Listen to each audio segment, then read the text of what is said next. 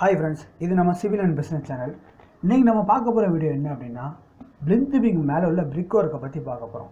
யாருனே நம்ம இந்த சீரீஸ் பிளிந்த் பீம் வரைக்கும் நம்ம பார்த்துருவோம். இப்போ பிளிந்த் பீம் டு அந்த பேஸ்மெண்ட் வரைக்கும் உள்ள பிரிக் ஒர்க்கை பற்றி நம்ம இந்த வீடியோவில் கொஞ்சம் டீட்டெயிலாக பார்க்க போகிறோம்.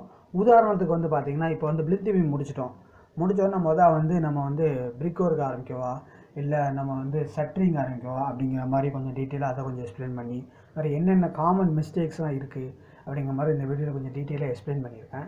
ஸோ இந்த வீடியோ கொஞ்சம் ஸ்கிப் பண்ணால் பாருங்கள், கட்டாயம் இது உங்களுக்கு யூஸ்ஃபுல்லாக இருக்கும். வீடியோக்குள்ளே போகிறதுக்கு முன்னாடி நம்ம சிவில் அண்ட் பிஸ்னஸ் சேனலை மறக்காமல் சப்ஸ்கிரைப் பண்ணி இந்த பெல் ஐக்கானை கிளிக் பண்ணியிருக்கேன். வாங்க வீடியோக்குள்ளே போகலாம்.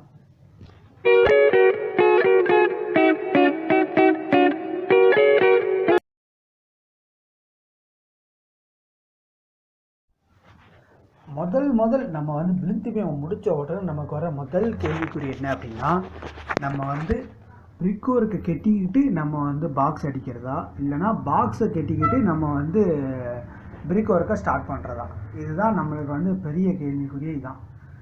இதுதான் இது பார்த்திங்கன்னா இப்போ நீங்கள் பாக்ஸை கெட்டுறீங்க அப்படின்னா, பாக்ஸ் போடுறீங்க அப்படின்னா அதோட பெனிஃபிட் என்ன அப்படின்னா, நீங்கள் மார்க் பண்ணிடுங்க. ஷூ எல்லாம் மார்க் பண்ணி அது மூலமாக நீங்கள் பாக்ஸ் எல்லாம் அடிக்கணுன்னா அது எல்லாம் மார்க்கிங் அலைன்மெண்ட் எல்லாம் கரெக்டாக இருக்கும், பார்க்க நீட்டாக இருக்கும். ஆனால் அதோட பெரிய டிஸ்அட்வான்டேஜ் என்ன அப்படின்னா, நீங்கள் அதில் சாயில் ஃபில் பண்ணுறீங்களா, நீங்கள் பிளிந்த் பீம் மேலே ஷூ எல்லாம் மார்க் பண்ணி காலம் கட்டிட்டீங்க, கட்டி முடிச்சு பிரிக் ஒர்க் கட்டி முடிச்சிட்டிங்க. இந்த சாயில் ஃபில் பண்ணோன்னே நீங்கள் கன்சல்டேஷன் பண்ணல அதோட ப்ரெஷர், அந்த சாயில் ப்ரெஷர் மூலமாக அந்த பிரிக்குக்கும் அந்த காலமுக்கும் இடையில உள்ள ஜாயிண்டில் நம்மளுக்கு கிராக் அடிக்கணும். சரிங்களா? ஓவர் ப்ரெஷர் ஆகிடுது அப்படின்னா அங்கே வெடிக்கையே ஆரம்பிச்சிடும். சரிங்களா? அதனால தான் நம்ம என்ன ப்ரிஃபர் பண்ணுறோம் அப்படின்னா, பிரிக் ஒர்க் கெட்டிக்கிட்டு அதுக்கடுத்து பலகை அடித்து நம்ம காங்கிரீட் போடுறோம். அந்த மாதிரி நீங்கள் பிரிக் ஒர்க் கெட்டிட்டு பலகை அடித்து காங்கிரீட் போடையில் அந்த பிரிக்குக்கு ரெண்டுக்குமான பிடிமானம் நல்லா ஸ்ட்ராங்காக இருக்கும். ஸோ அது மூலமாக நீங்கள் சாயிலை ஃபில் பண்ணையில் அந்த ப்ரெஷர் அந்த அந்த காங்கிரீட் பிடிச்சிக்கணும். ஆனால் பார்க்க நீட்டாக இருக்காது. சரிங்களா? நம்ம பாக்ஸ் போட்டு பண்ணால் நீட்டாக இருக்கும், இது பார்க்க நீட்டாக இருக்காது. ஆனால் அதோட ஸ்ட்ரென்த்து அது வலுவிழக்காது. சரிங்களா? அந்த பிரிக்குக்கும் அதுக்குமான ஜாயிண்ட் நல்ல உறுதித்தன்மையாக இருக்கும்.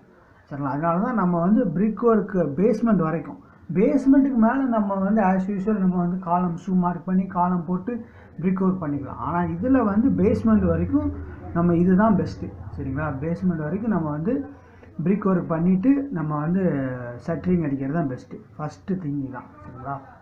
ரெண்டாவது நம்ம பார்க்க வேண்டிய மிஸ்டேக் என்ன அப்படின்னா, நம்ம இந்த பிரிக் ஒர்க் முடித்தோடனே ஸ்டார்டிங் பாட்டத்தில் ஆரம்பிக்கக்கூடாது. சரிங்களா? ஸ்டார்டிங் ஆரம்பிக்கிறது ஒவ்வொரு காங்கிரீட்டும் ஸ்டார்டிங் ஆரம்பிக்கிறது எது ஆரம்பிக்கணும் அப்படின்னா, நம்ம பாட்டம் எப்படி இருக்கணும், பிரிக் ஒர்க் எப்படி இருக்கணும்னா குத்து செங்கம்பாங்க. சரிங்களா? அந்த மாதிரி செங்கல் பூரா நேரில் தான் இருக்கும். அந்த 5 இன்ச்சு செங்கல் உயரம் கூடவும் பாட்டை கம்மியாகவும் இருக்கணும். புரியுங்களா? ஸோ இந்த மாதிரி நம்ம குத்து செங்கல் வைக்கையில் அதோட ஸ்ட்ரென்த் நல்லா ஸ்ட்ராங்காக இருக்கும். சரிங்களா? நம்ம அதுக்கு தான் நம்ம அது ஒரு ஸ்ட்ரென்த் நம்மளுக்கு எப்போவுமே கனம் கூட அதிகமாக அதோட ஸ்ட்ரென்த் அதோட carrying capacity, load carrying capacity அதிகமாக இருக்கும். சரிங்களா? அதனால் ஸ்டார்டிங்கில் இப்போ காங்கிரீட் முடித்த உடனே குத்தில் ஆரம்பிக்கணும். அது மாதிரி காங்கிரீட் போடுறதுக்கு முன்னக்கூட்டி ஃபினிஷிங்லையும் குத்தல முடியும். சரிங்களா? இதனால் லோடு அதிகமாக எடுக்கக்கூடிய கெப்பாசிட்டி அதுக்கு இருக்கும் பிரிக்குக்கு. சரிங்களா? இது ரெண்டாவது நம்ம பண்ணுற தப்பு, அது பாட்டத்துலேருந்து ஆரம்பிக்குது.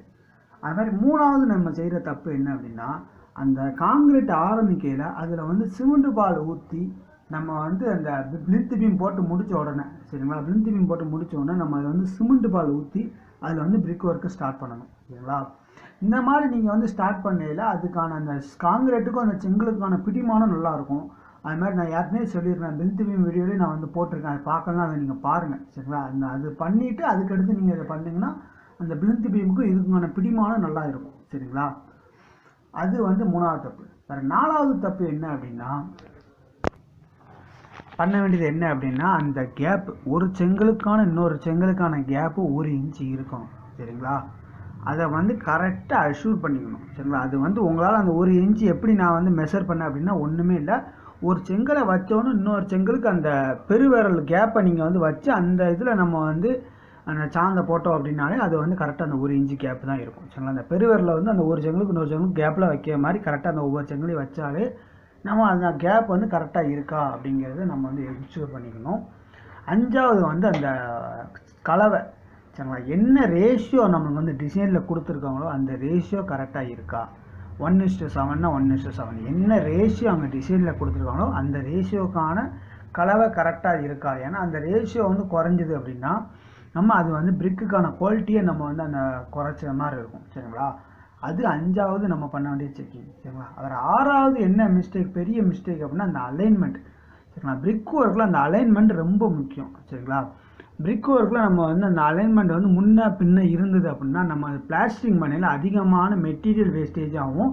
அது மாதிரி கனமும் கூட ஆயிடுச்சு அப்படின்னா அது வந்து வெடிக்க ஆரம்பிச்சிடும். சரிங்களா, பிளாஸ்டிக் வந்து அதிகமாக வெடிக்க ஆரம்பிச்சிடும். ஸோ அந்த அலைன்மெண்ட் வந்து நம்மளுக்கு வந்து முன்ன பின்ன இல்லாமல் ஸ்ட்ரெயிட்டாக இருக்கிற மாதிரி என்ஷூர் பண்ணிக்கோங்க.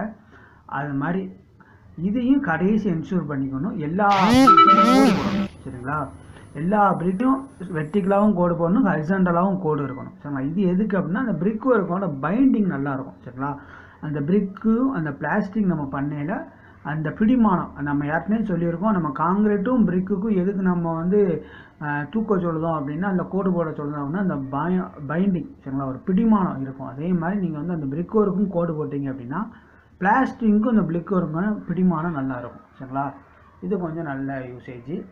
வேறு 7வதாக நம்ம பார்க்க வேண்டியது என்ன அப்படின்னா பிளாஸ்டரிங். கன்ஃபார்ம் நம்ம வந்து பிரிக் ஒர்க் பேஸ்மெண்ட் முடிஞ்சோடனே இன்டர்னல் பிளாஸ்டிங் கட்டாயம் பண்ணி ஆகணும், உள்பூச்சி பண்ணி ஆகணும். ஏன் உள்பூச்சி ஏன் தேவை அப்படின்னா நம்ம வந்து சாயில் ஃபில் பண்ண உடனே நம்ம வந்து கன்சால்டேஷன் பண்ணுவோம்ல வாட்டரை ஊட்டி, அதை நம்ம கன்சால்டேஷன் பண்ணல அந்த பிரிக்கு வாட்டரை பூரா அப்சர்வ் பண்ணி வீக் ஆகிடும். சரிங்களா, அதிகமாக நம்ம வந்து வாட்டரை அப்சர்வ் பண்ணிடலாம், அந்த பிரிக்கு வந்து வாட்டரை பூரா அப்சர்வ் பண்ணி வீக் ஆகிறதுக்கான வாய்ப்பு நிறைய இருக்குது. ஸோ நம்ம வந்து அந்த இடத்துல வந்து உள்ளே வந்து பிளாஸ்டிங் பண்ணிட்டோம் அப்படின்னா அந்த பிளாஸ்டிங் வந்து அந்த வாட்டரை வந்து அப்சர்வ் பண்ணி இந்த பிரிக்கு வந்து அப்சர்வ் பண்ணுறதை அவாய்ட் பண்ணிவிடும். சரிங்களா, உங்களுக்கு உதாரணத்துக்கு சொன்னால் இப்போ ஒரு செங்கல் வந்து கொஞ்ச நாள் நம்ம வந்து நினைக்கும், ஒரு 10 நாள் நினைக்கும் அப்படின்னா ஸ்ட்ரென்த்து. இதே தண்ணிக்குள்ளேயே ஒரு செங்கல் இருந்தது அப்படின்னா அதோட ஸ்ட்ரென்த்து வந்து வீக் ஆகிடும்லாம், அது எடுக்கையிலே டப்புன்னு உடஞ்சிடும். அதே மாதிரி தான் நீங்கள் அந்த கன்சால்டேஷன் பண்ணதுக்கு முன்னக்கூட்டி நம்ம பிரிக் ஒர்க் கட்டி அதில் வந்து கன்சால்டேஷன் ஒய்யாமல் வாட்டரை விட்டு நம்ம வந்து கன்சால்டேஷன் பண்ணினா அந்த பிரிக்கு வந்து மொத்த வாட்டரையும் அப்சர்வ் பண்ணினா அது வந்து வீக் ஆகிடும். ஸோ நம்ம வந்து உள்ளே ஃபுல்லாக பிளாஸ்டிங் பண்ணால் இன்னொன்று வந்து பார்த்திங்கன்னா நம்ம அந்த பிரிக் ஒர்க் பண்ணையில் அந்த ஓட்டை வந்து நம்ம வந்து அந்த பிளாஸ்டிங் பண்ணலை அப்படின்னா அந்த 2 பிரிக்குக்கும் ஜாயினில் இருக்க அந்த கேப் மூலமாகவே வாட்டர் வந்து லீக்கேஜ் ஆகிடும். சரி, நம்ம கரெக்டாக ஏன்னா ஏதாவது ஒரு சின்ன சின்ன கேப் இருக்க வச்சுட்டு அதுலேருந்து நமக்கு வந்து வாட்டர் பூரா லீக்கேஜ் ஆகும்.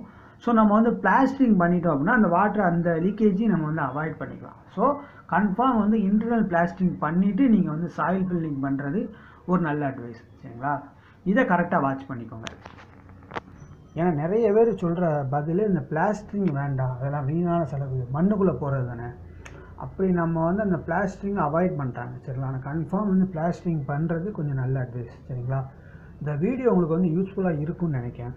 இந்த வீடியோ யாருக்காவது யூஸ்ஃபுல்லாக இருக்கும் அப்படின்னு நினச்சிங்க அப்படின்னா மறக்காமல் அவங்க நீங்கள் வந்து ஷேர் பண்ணுங்கள், உங்கள் ஃப்ரெண்ட்ஸ் அண்ட் ஃபேமிலிக்கு இதை வந்து தெரியப்படுத்துங்க. சரிங்களா, இந்த மாதிரி இருக்குது அப்படிங்கிறத தெரியப்படுத்துங்க. யாரும் புதுசாக வீடு கட்டுறாங்கனாலும் அவங்களுக்கு இந்த வீடியோ வந்து ஷேர் பண்ணுங்கள். உங்களுக்கு ஏதாவது கான்ட்ராக்ட் ஒர்க் பண்ணணும், இல்லை எஸ்டிமேஷன், எலிவேஷன், பிளானிங் எதுவாக இருந்தாலும் நீங்கள் வந்து கீழே என்னோடய நம்பர் இருக்குது, நீங்கள் வந்து கான்டாக்ட் பண்ணுங்கள். தேங்க்யூ ஃபார் வாட்சிங் திஸ் வீடியோ. தேங்க்யூ.